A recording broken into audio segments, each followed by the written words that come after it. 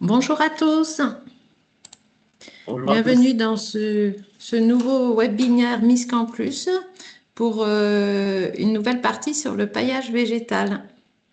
Donc, je suis Ludivine Mignot de la Chambre d'agriculture des Pyrénées-Atlantiques et pilote sur ce projet Miss Campus qui est un casse-d'art réflexe et je suis accompagnée aujourd'hui pour cet épisode par Henrik. Si tu veux te présenter. Henrik Georges, de la Chambre d'agriculture de Dordogne, chargé de mission en production végétale.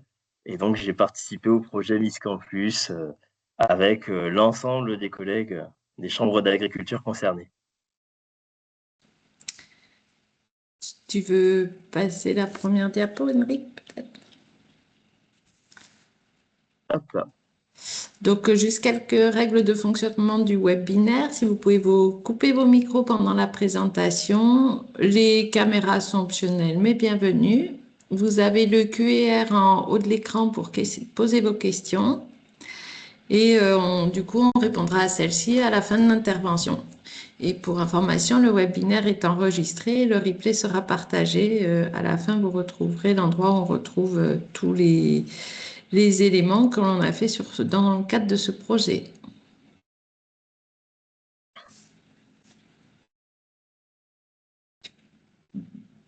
Donc, le miscanthus, pourquoi est-ce qu'on a travaillé dessus? Parce que c'est une culture assez méconnue, mais qui interpelle de plus en plus les agriculteurs, qui est très polyvalente et qui n'a pas d'usage alimentaire à part légèrement en vache laitière, éventuellement pour amener un peu de piquant dans les rations, mais qui est essentiellement destiné à la production de biomasse qui va être de plus en plus utilisée dans le cadre de la bioéconomie. Et donc, cette culture a de plus de nombreux atouts environnementaux et de durabilité dont nous vous parlerons dans le dernier webinaire de notre série, qui sera à la fin du mois. Le, tu, donc, dans le cadre de ce projet, le chef de file, ça a été la CRANA. Nous avons travaillé avec les chambres de Normandie, de Nouvelle-Aquitaine, plus particulièrement avec les départements Corrèze, Dordogne, Nantes, Pyrénées-Atlantiques et Vienne, mais également avec les chambres Nord-Pas-de-Calais, Côte d'Or. Donc, c'est 21 techniciens qui ont travaillé sur ce projet, dont l'objectif était de synthétiser des références qui existent sur le miscanthus, qui étaient un peu parsemées de ci et de là, et puis de les mettre à disposition surtout des conseillers, des agriculteurs, des techniciens de zones de captage, de mairies ou autres, pour développer des projets autour de cette culture. Et donc, on a également créé des outils fonctionnels pour l'accompagnement de projets. Et on a aussi travaillé sur des recommandations de mise en œuvre, voilà, qui pourront vous intéresser selon vos domaines d'activité. Et tous ces éléments seront bien sûr mis en ligne. Donc, juste le miscanthus, pour ceux qui ne le connaissent pas, mais si vous êtes là, vous êtes un petit peu sensibilisé, j'imagine. C'est une plante qui fait 3-4 mètres de haut à maturité, comme on peut voir sur la photo de droite. Donc là, sur la photo de droite, on est en automne. Elle vient de faire sa floraison et du coup, les feuilles commencent à sécher, sachant qu'elle commence à pousser au mois d'avril. C'est une graminée rhizomateuse, c'est-à-dire que c'est comme si on plantait une racine de gingembre et tous les ans, elle se développe, elle produit de nouvelles tiges qui sont ramassées annuellement à la fin de l'hiver. Donc là, on vient de faire les récoltes avant que la plante redémarre sur des nouvelles tiges. Généralement, la récolte à l'ensileuse à maïs en vrac et où on peut faire des ballots aussi, etc. Bon, ça, c'était le sujet d'autres webinaires. Et elle a de multiples débouchés. Si tu veux mettre la diapo suivante, Henrik, comme on voit, elle est développée surtout dans l'ouest de la France. Pour l'instant, il n'y a que 13 000 hectares en France en 2025, donc voilà, c'est une culture récente. Même si elle est cultivée depuis 15-20 ans en France, voilà, son développement avec la transition écologique pousse à son développement, ce qui fait que là, elle monte en puissance. Les usages principaux sont la litière, qu'on a vu la semaine dernière pour les herbivores ou les monogastriques aussi. La combustion qu'on verra la semaine prochaine pour ceux que ça intéresse. Et donc le paillage horticole et le paillage agricole aussi, sur lesquels on va s'attarder aujourd'hui.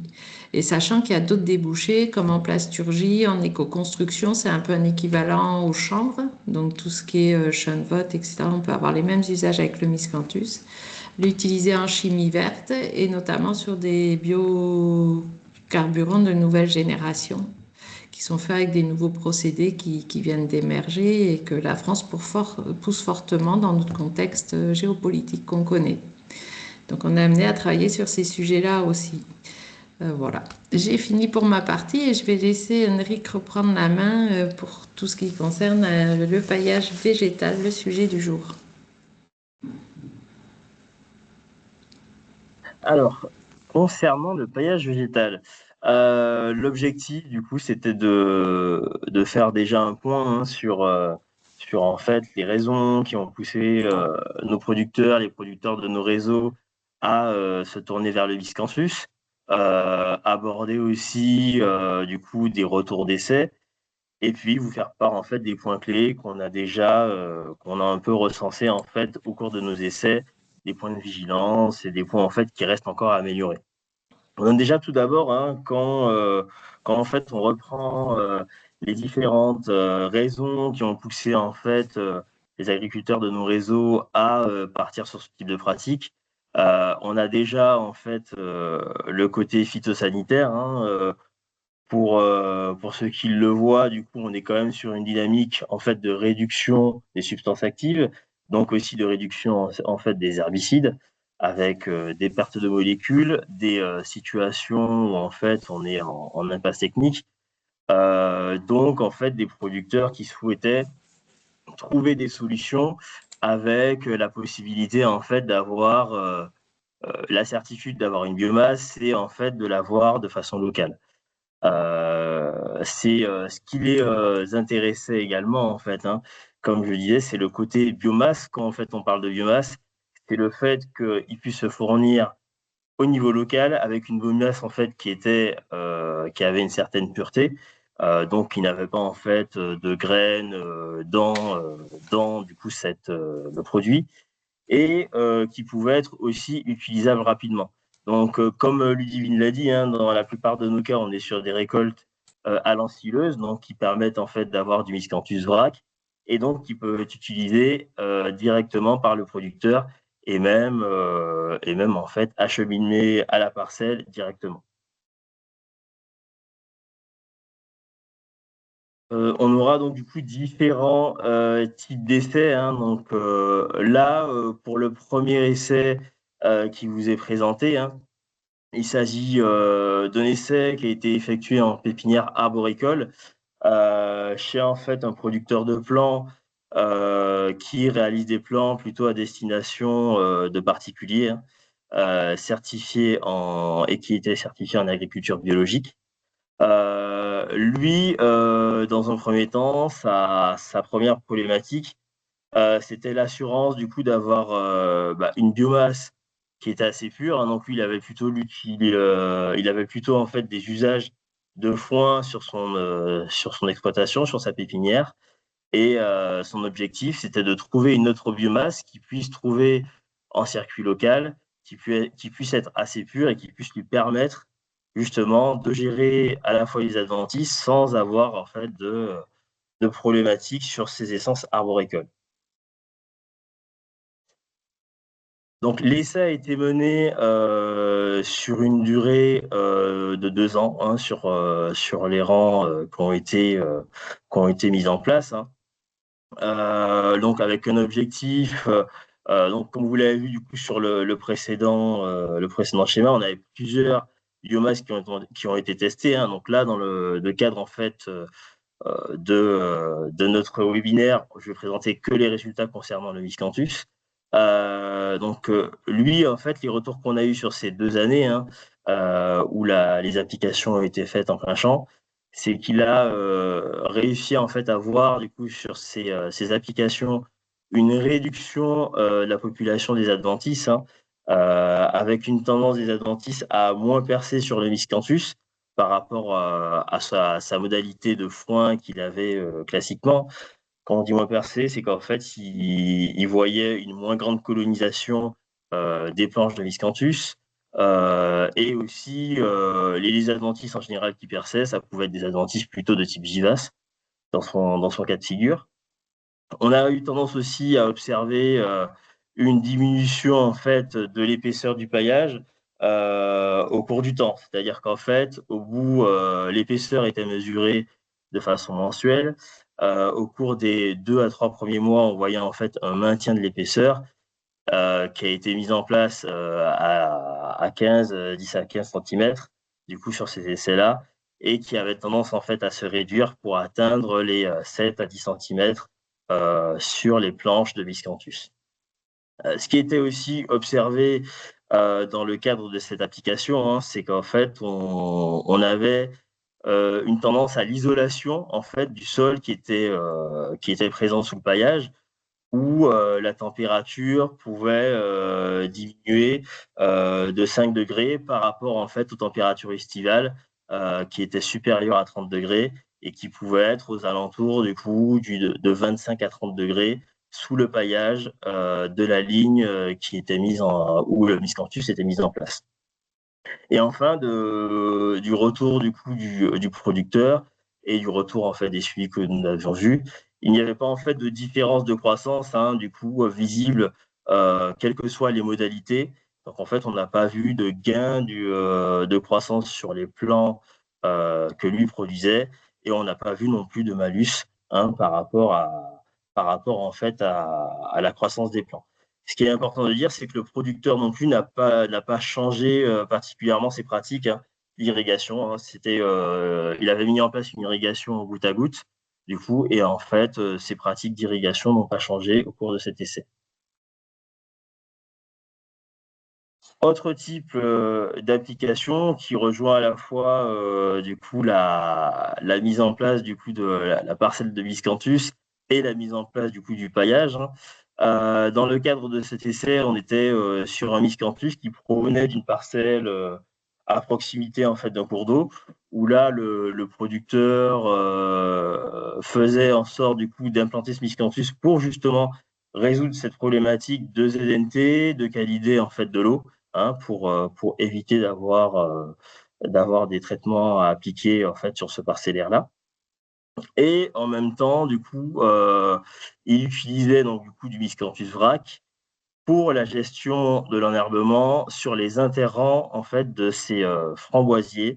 Où là, comme vous voyez sur l'image, hein, sur le rang, on a en fait un paillage en fait fait à la bâche plastique, hein, une bâche plastique noire assez classique. Et lui, l'objectif était de mettre en place du miscanthus à proximité en fait de cette bâche plastique pour s'éviter du coup une colonisation et un enherbement de la zone proche du coup des framboisiers.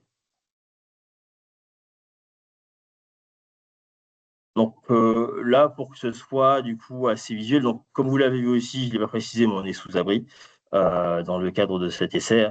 Donc cet essai a duré 8 mois, donc pendant en fait la mise en place de la culture, pendant en fait une rotation de culture hein, de framboises. Hein, où là, sur l'image de gauche, vous voyez le cas en fait du témoin sol nu, ce qui était la pratique du producteur du coup classique, et sur la photo de droite, l'application du miscanthus en fin de saison. Donc, ce qui a pu être constaté, hein, donc, là, comme vous l'avez vu aussi, c'était un choix du coup durant l'essai, hein, mais suite à ça, après, l'objectif aurait pu aussi être de mettre du paillage sur l'ensemble de l'interrang, mais ça a été mis à proximité juste du rang de framboisier. On a constaté que justement, sur ce rang de framboisier-là, on avait eu une très bonne efficacité du miscanthus. Comme vous voyez sur l'image, on ne voit pas d'adventice ayant colonisé en fait l'interrang proche du rang. Par contre, sur la photo de gauche, bon, le producteur a dû faire en conséquence du coup une intervention et on avait quand même du coup un enherbement plus important, en tout cas un développement des adventices plus important sur cette modalité-là que sur la partie miscanthus. Là aussi, hein, du coup, c'est un point de vigilance du coup toujours à constater sur la mise en place de paillage, hein, c'est que on a également constaté au tout début, les 2 premiers mois, un maintien de l'épaisseur du coup du miscanthus sur la modalité de droite. Par contre, au bout de ces 2 mois, une diminution assez forte du coup de l'épaisseur du miscanthus, où on était à 10 centimètres au début de l'application, avec une diminution jusqu'à 4 centimètres et demi en fin de test. Donc, on a quand même constaté qu'on perdait quand même pas mal de matière, sans qu'il y ait de perte quand même d'efficacité du coup pour la gestion de l'enherbement. Là aussi, du coup, sur la partie température, on a également toujours constaté cet effet isolant, hein, du miscanthus, où ça a permis de diminuer les températures avec des températures du coup sous paillage qui étaient de 2 à 5 degrés inférieures en fait à la température du sol nu.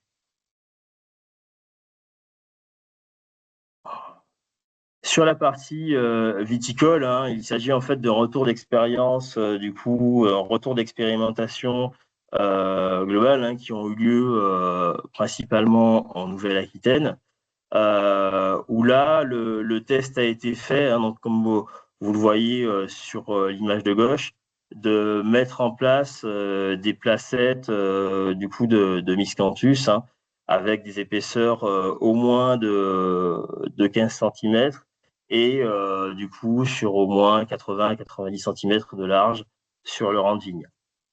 Là, dans les cas de figure où ont eu lieu ces essais, hein, la synthèse du coup indique qu'on a globalement quand même une bonne efficacité en fait du miscanthus sur la gestion des adventices, hein. Quand on dit gestion des adventices, quand même, un point de vigilance à avoir. En général, l'effet est très marqué du coup sur les adventices annuels et de ce qu'on constate, on peut quand même avoir du coup un perçage du paillage avec des adventices de type vivace, du coup, hein, comme du liseron par exemple, qui peuvent coloniser, qui peuvent percer le paillage et donc qui peuvent en fait coloniser le paillage quand même et être présentes. Petite précision aussi à avoir, hein, dans le cas de ces essais, on a constaté aussi qu'il y avait la nécessité d'avoir un sol propre, donc de partir sur un sol qui avait été travaillé en amont, hein, soit en fait, soit du coup avec une décavaillonneuse, soit en fait avec des disques, hein, mais qui a été travaillé en amont pour ensuite pouvoir faire l'application du miscanthus et pour en fait pouvoir avoir un maintien de ce miscanthus, de l'efficacité du miscanthus dans le temps. Ce qui a été remarqué aussi, donc là je le répète, mais même sur ces espèces-là, sur ces essences-là, on a quand même du coup constaté également un vrai effet de tampon thermique où les températures du coup au sol étaient quand même inférieures sur la modalité miscanthus par rapport à des modalités plus classiques, ce qui peut justement permettre de gérer parfois certains aléas climatiques, en tout cas d'avoir une meilleure résilience.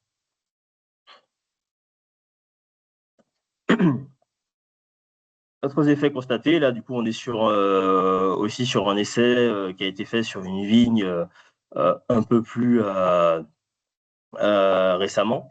Là, les autres effets en fait qui ont été aussi constatés, c'est j'en ai parlé un petit peu en préambule, mais on est quand même sur une matière du coup qui a un rapport carbone sur azote assez élevé. Donc en fait, on est sur un apport aussi de matière organique qui met du temps à se dégrader, hein, donc en fait qui amène quand même aussi du carbone, amène aussi de l'azote en fait à la parcelle et qui va en fait avoir tendance à améliorer le taux de matière organique et améliorer aussi la vie du sol.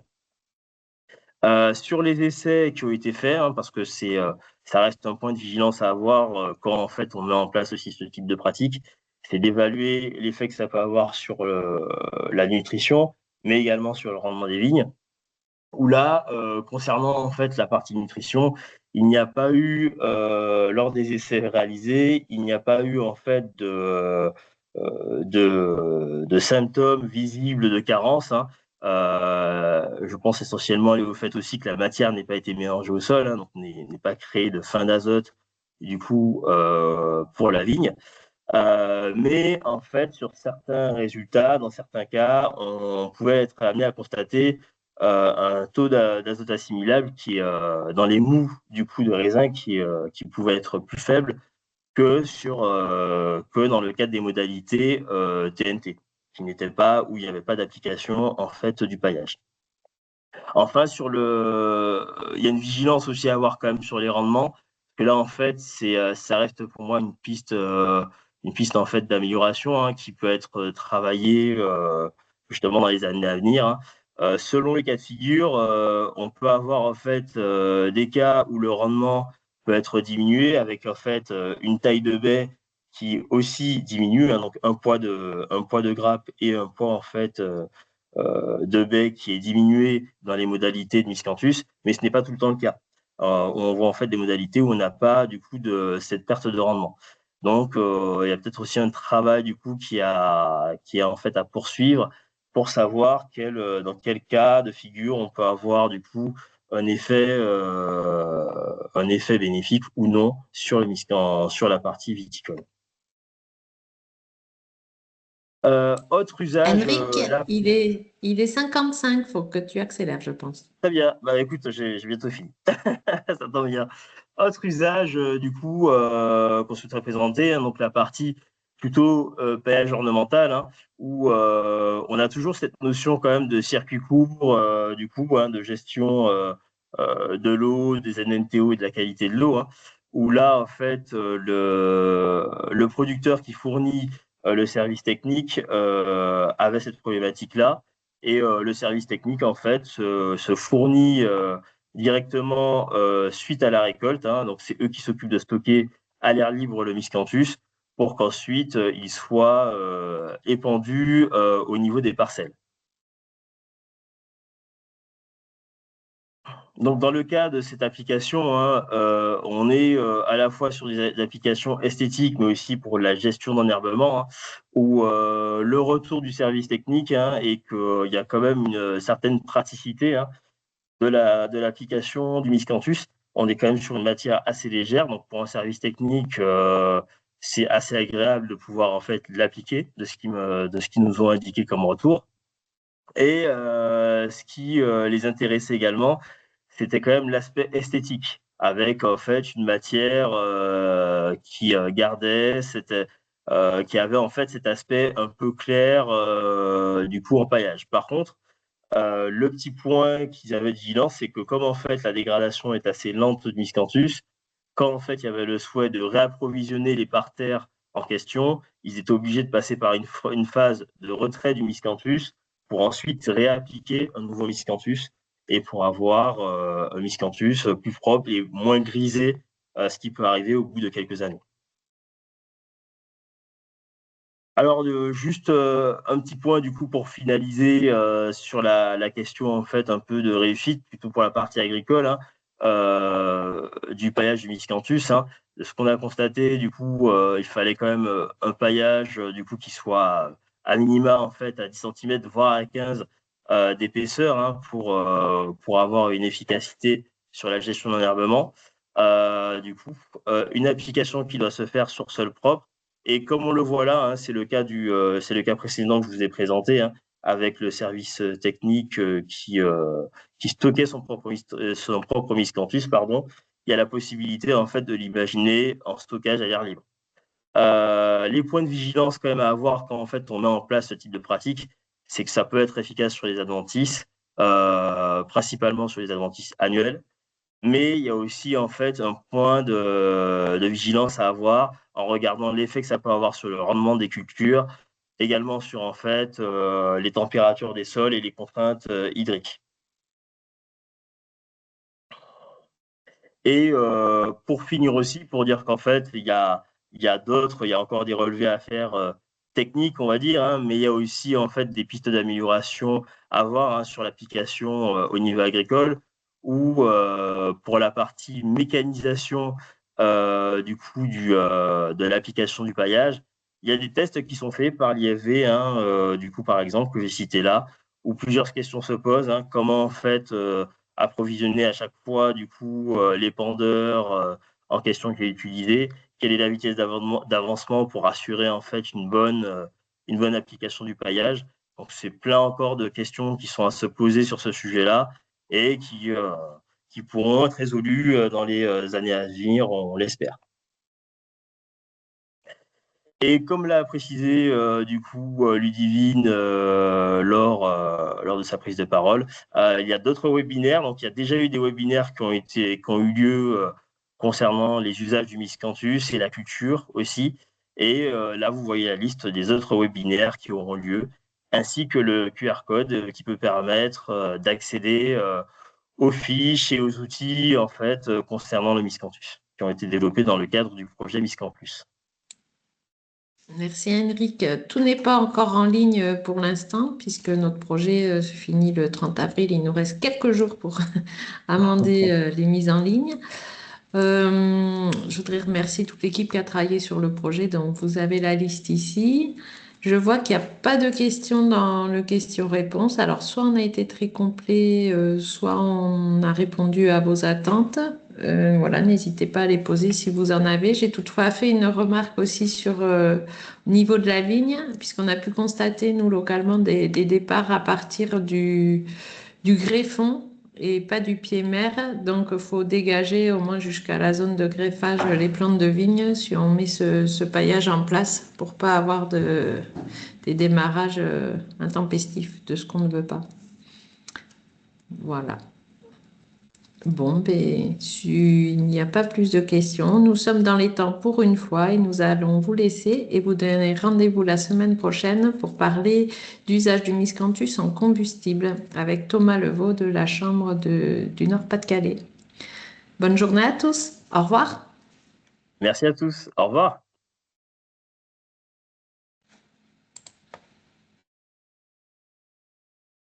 Ah, on avait une question sur la conversation et pas dans le QR. Est-ce qu'une étude économique sur la solution paillage miscanthus par rapport à une conduite sans paillage avec des herbages, etc., a été menée?